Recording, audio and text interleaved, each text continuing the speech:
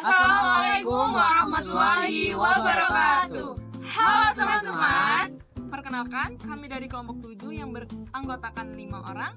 Dengan saya sendiri, Askia Permatasani, dengan NPM 2511050003. Dan teman saya Anissa Valentina dengan NPM 2511050016. Dengan saya Siti Rohma dengan NPM 2511050140. Dengan saya Nabila Maharani dengan NPM 2511050060. Dan saya Rifan Prasetyo dengan NPM 2511050081. Di sini kami akan mempresentasikan hasil studi literatur sistem pendidikan di Hungaria.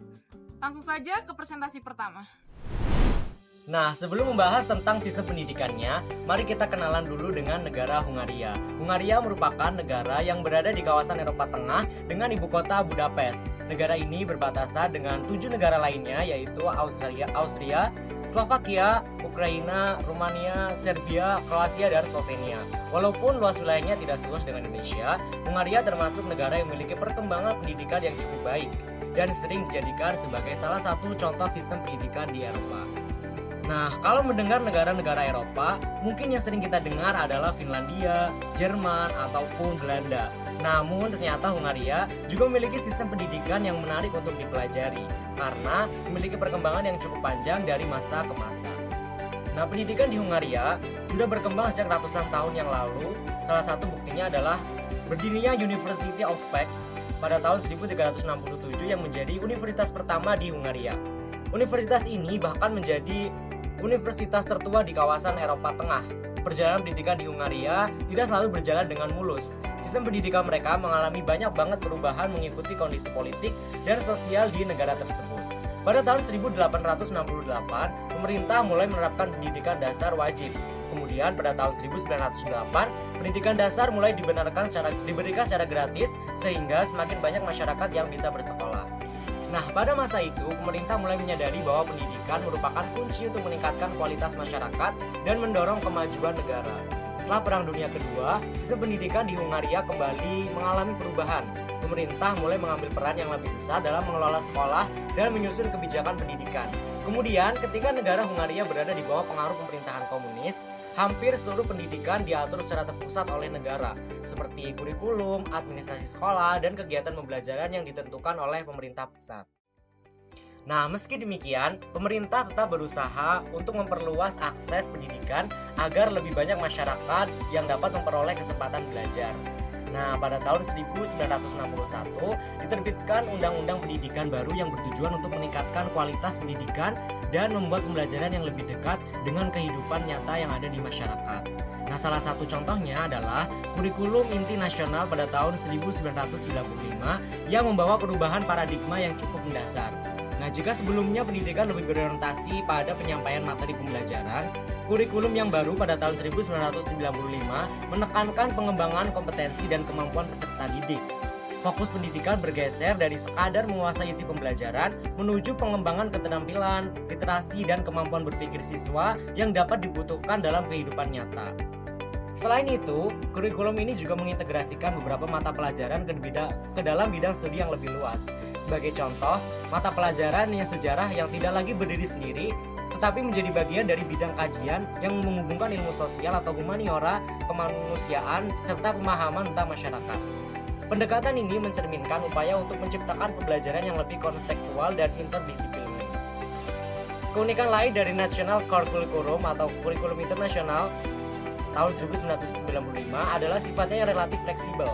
Kurikulum ini tidak hanya mengatur secara rinci seluruh mata pelajaran, melainkan hanya menetapkan tujuan pembelajaran dan pengembangan isi pelajaran.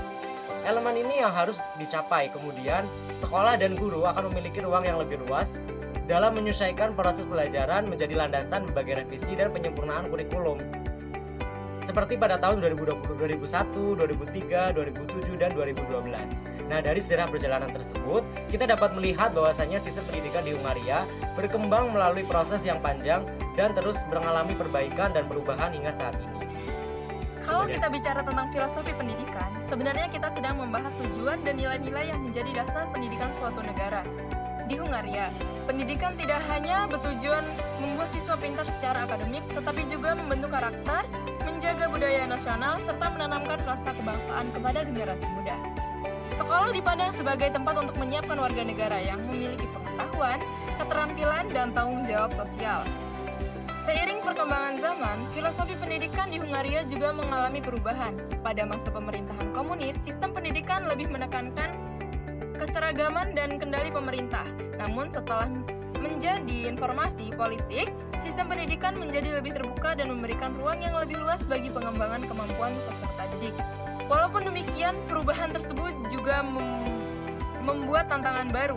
Beberapa penelitian menunjukkan bahwa sistem pendidikan Hungaria masih menghadapi masalah kesenjangan pendidikan antara kelompok masyarakat tertentu.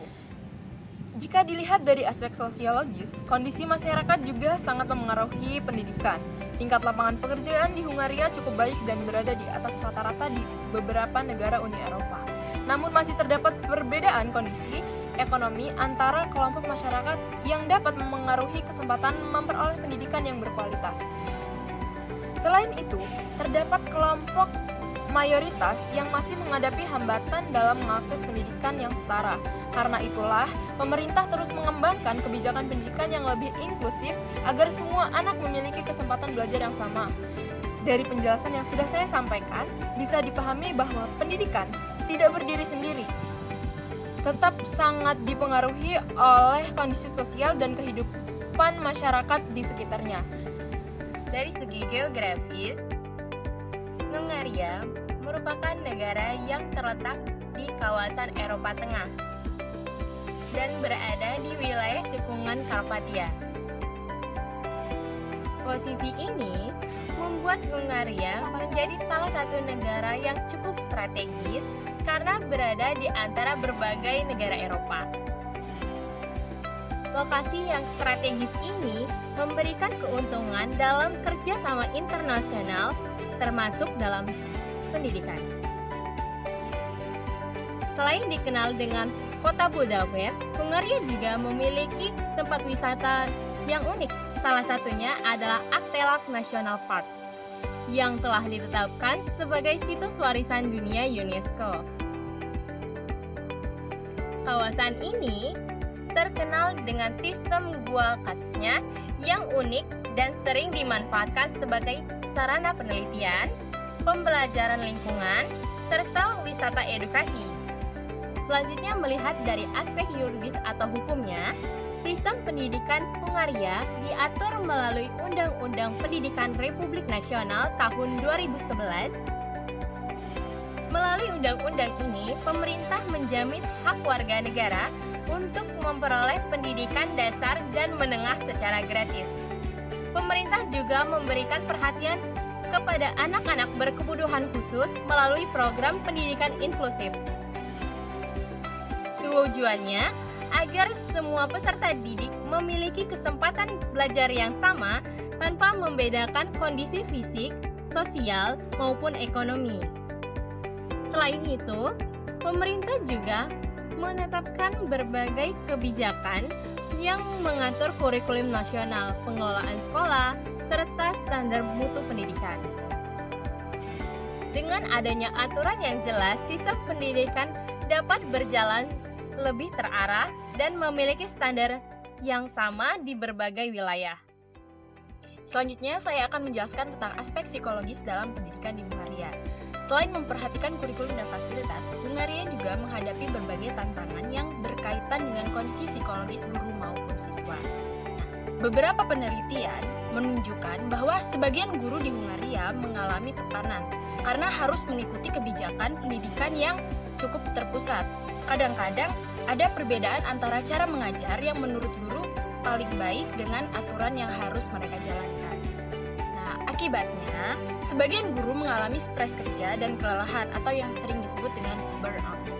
Walaupun begitu, banyak guru tetap memiliki semangat yang tinggi dalam menjalankan profesinya karena mereka merasa pendidikan memiliki peran penting dalam membentuk masa depan generasi muda.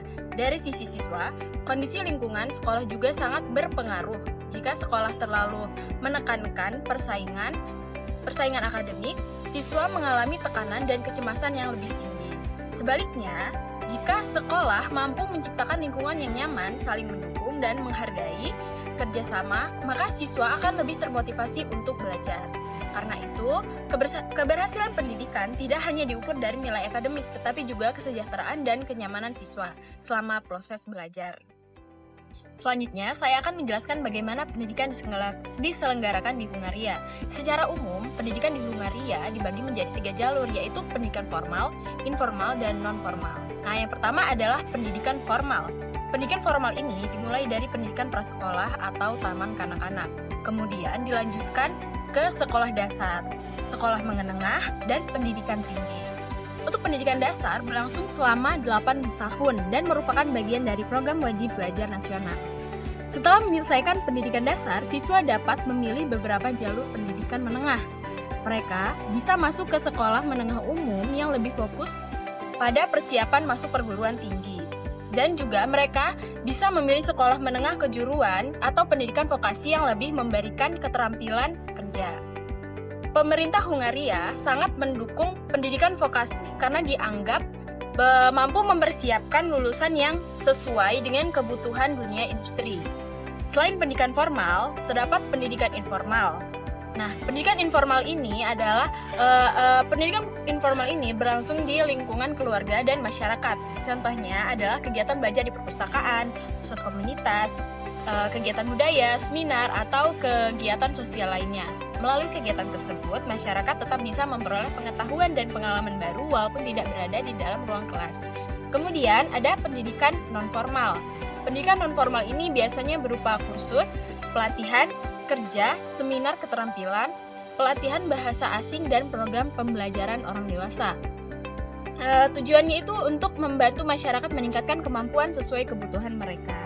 Nah, yang menarik dari Hungaria ini, mereka sangat mendukung konsep lifelong learning atau pembelajaran sepanjang hayat. Artinya proses belajar tidak berhenti ketika seorang lulus sekolah atau kuliah. Masyarakat didorong untuk terus belajar sepanjang hidup agar mampu mengikuti perkembangan ilmu pengetahuan dan dunia kerja yang terus berubah. Konsep ini menjadi salah satu kekuatan sistem pendidikan Hungaria karena membantu masyarakat terus berkembang meskipun sudah memasuki usia dewasa. Selanjutnya, pada bagian terakhir ini saya akan menjelaskan sistem dan akses pendidikan, pendanaan, dan perbandingan dengan Indonesia. Di Hungaria, anak-anak wajib mengikuti pendidikan mulai usia 6 sampai 16 tahun. Pendidikan dasar dan menengah di sekolah negeri pada umumnya dapat diakses secara gratis sehingga masyarakat memiliki kesempatan yang cukup luas untuk memperoleh pendidikan. Pemerintah memiliki peran yang sangat besar dalam mengatur pendidikan, mulai dari penyusunan kurikulum nasional, pengelolaan sekolah, pembiayaan pendidikan, hingga pengawasan mutu pendidikan. Pemerintah, dari sisi pendanaan, pemerintah Hungaria mengalokasikan anggaran yang cukup besar untuk sektor pendidikan. Dana tersebut digunakan untuk membiayakan operasional sekolah, pengembangan kurikulum, peningkatan kualitas guru, serta penyediaan sarana dan prasarana pendidikan. Selain itu, Hungaria juga memiliki berbagai jenis sekolah, baik sekolah negeri, sekolah swasta, maupun sekolah yang dikelola lembaga keagamaan. Masyarakat dapat memilih sekolah sesuai kebutuhan dan kondisi masing-masing. Jika dibandingkan dengan Indonesia, terdapat beberapa persamaan dan perbedaan. Persamaannya adalah kedua negara sama-sama menganggap pendidikan sebagai bagian penting dalam pembangunan sumber daya manusia.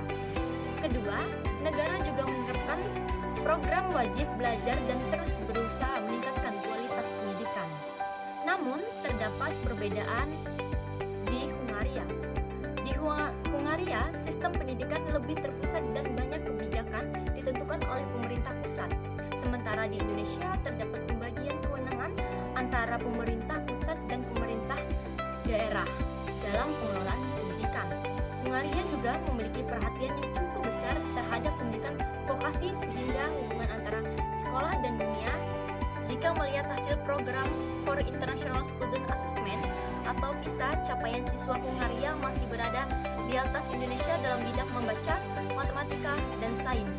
Hal ini menunjukkan bahwa kualitas pendidikan Hungaria masih relatif lebih baik dibandingkan Indonesia dalam berbagai aspek. Meskipun demikian, kedua negara tetap menghadapi tantangan masing-masing, seperti pemerataan pendidikan, peningkatan kualitas guru, dan menyesuaikan pendidikan terhadap perkembangan teknologi.